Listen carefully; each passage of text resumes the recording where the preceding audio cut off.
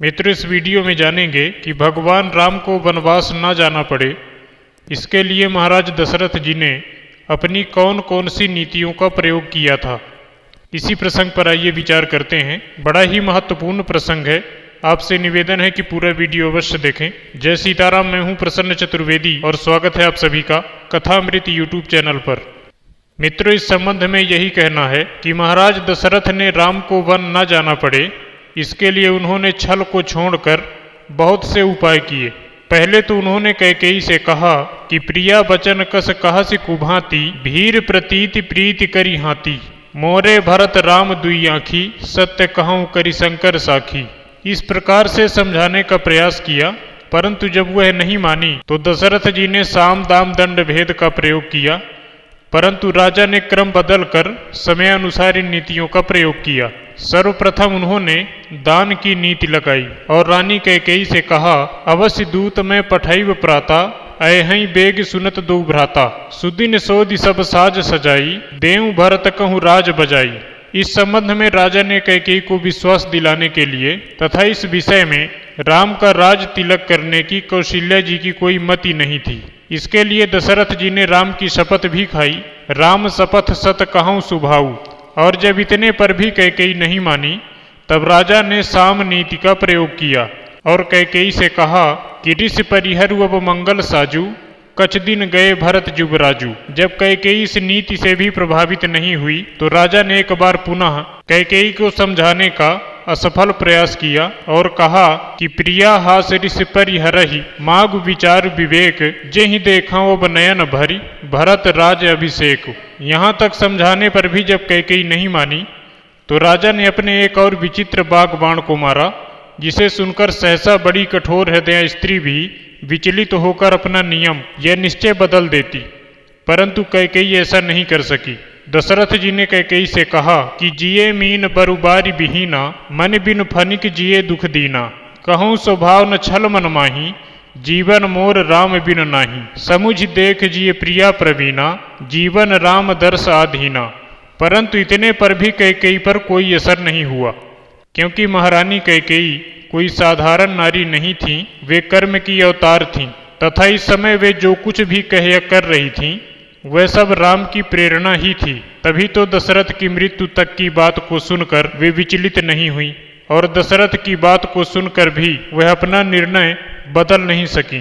कैकेयी जो भी कर रही थी उसमें राम और सरस्वती जी की प्रेरणा थी। वाल्मीकि रामायण के अनुसार दशरथ जी को जब कैकेयी ने वर का स्मरण कराया, तभी महाराज दशरथ ये समझ गए थे कि अब हमारा विनाश हो जाएगा। परंतु सरस्वती जी की प्रेरणा ने पुनः कैकेयी से बरबस कहलवा दिया कि कहाई करहु किन कोटि उपाया, यहाँ न लागी है राउर माया, देहु न लेहु अजस कर नाही, मोहि न बहुत प्रपंच सुहाही।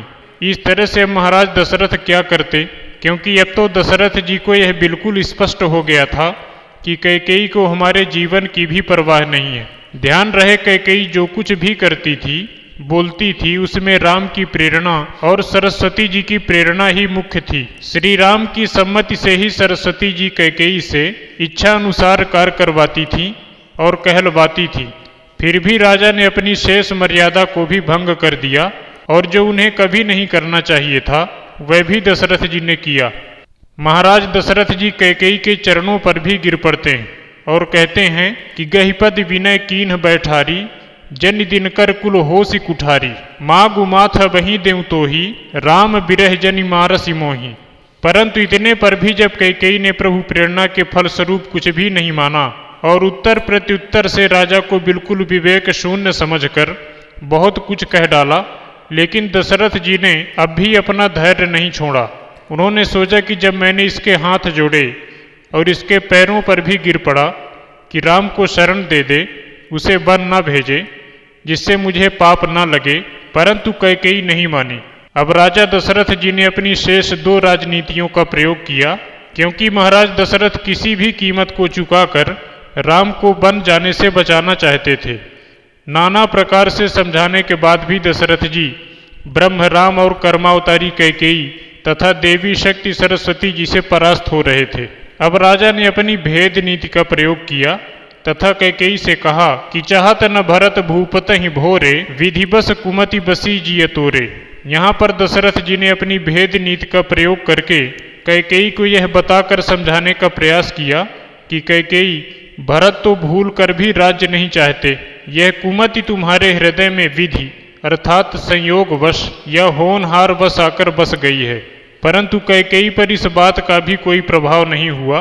तब राजा ने अपनी अंतिम नीति अर्थात दंड नीति का प्रयोग करके कैकेयी को क्रोधित होकर समझाते हुए कहते हैं कि अब तो ही नीक लाग कर सोई, लोचन ओट बैठ मुंह गोई, जब लग जियों कहूं कर जोरी, तब लग जन कछु कहसी बहोरी।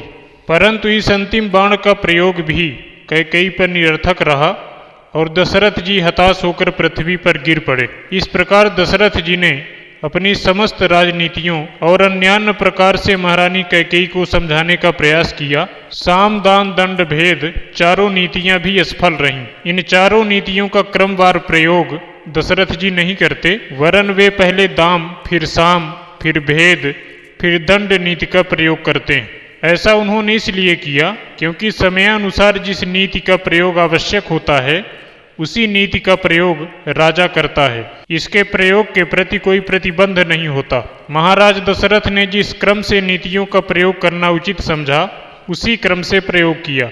आप पुनः प्रश्न कर सकते हैं कि हो सकता है कि इसी कारण दशरथ जी सफल न हुए हों। उत्तर स्पष्ट है कि ब्रह्म और दैवी शक्ति के आगे किसी की भी नहीं चल पाती। बिना ईश्वर की इच्छा के विश्व की कोई भी पत्ती तक नहीं हिल सकती। फिर दशरथ जी सफल कैसे होते? हुआ वही जो राम ने चाहा, और जो राम ने चाहा वही सरस्वती करती गईं, और फिर सरस्वती जी की इच्छा अनुसार सभी कार्य कर्मोतारी कैकेयी और मंथरा द्वारा संपादित हुए। तो आशा करते हैं आपको यह जानकारी अच्छी लगी होगी। अच्छी लगी हो तो कृपया इस चैनल को सब्सक्राइब करें और नोटिफिकेशन बेल को प्रेस करें। आज का वीडियो यहीं तक। आप सभी भगवत प्रेमियों को जय सीताराम।